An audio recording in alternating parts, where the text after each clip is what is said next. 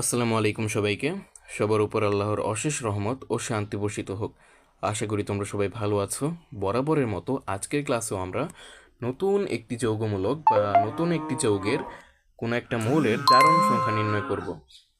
দেখো, PO4-3 এটা একটা যৌগমূলক, ঠিক আছে? এই যৌগমূলকে আমাদের ফসফরাসের জারণ সংখ্যা নির্ণয় করতে হবে। দেখো, PO4-3 ফসফরাসের জারণ সংখ্যা নির্ণয় করো। অর্থাৎ এই যৌগমূলকটির ধরে নেব আমরা এই যৌগমূলক যৌগে ফসফরাসের জারণ সংখ্যা এক্স। অর্থাৎ আমরা ধরে নেব, কারণ ফসফরাসের জারণ সংখ্যা আমাদেরকে বের করতে হবে। এখন আমরা জানি কোনো যৌগমূলকের মোট জারণ মান তার আধানের সমান। অর্থাৎ এই যৌগমূলকের ভেতরে যতগুলো মৌল আছে সেই মৌলগুলোর জারণ সংখ্যার সমষ্টি হবে তার আধানের সমান, মানে -3 হবে। দেখো, আমরা ক্যালকুলেশন বা সমাধান করা ধরি। দেখো, PO4-3- মান মানে এই যৌগটির মানে জারণ মান, ঠিক আছে? টোটাল এই যৌগটির জারণ মান হবে, সরি এটা যৌগ নয়, এটা একটা যৌগমূলক। টোটাল মানে এই যৌগমূলকের জারণ মান হবে -3। এখন ফসফরাসের জারণ মান +4 ইন্টু অক্সিজেনের জারণ মান =-3। ওই একই ব্যাপার, ঠিক আছে? মানে এটা একটা কথাই লিখেছি আর কি। এখন গাণিতিক ভাষায় লিখবো। দেখো, ফসফরাসের জারণ সংখ্যা মানে আমরা এক্স ধরেছি, এই যে এক্স। অক্সিজেন আছে কতটি? 4টি। এখন অক্সিজেনের জারণ মান কত? -2।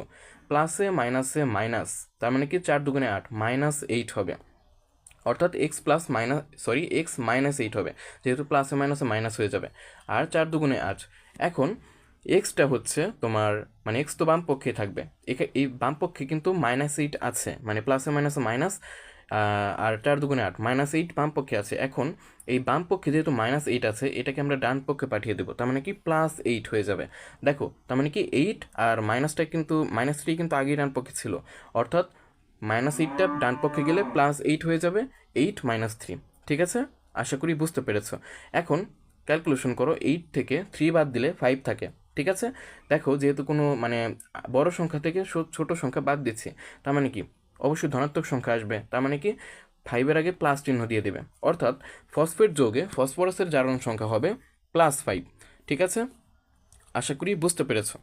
আজকের মতো এখানেই বিদায় নিচ্ছি। দেখা হচ্ছে অন্য কোনো ভিডিওতে। ততক্ষণ ভালো থেকো, সুস্থ থেকো। আসসালামু আলাইকুম সবাইকে।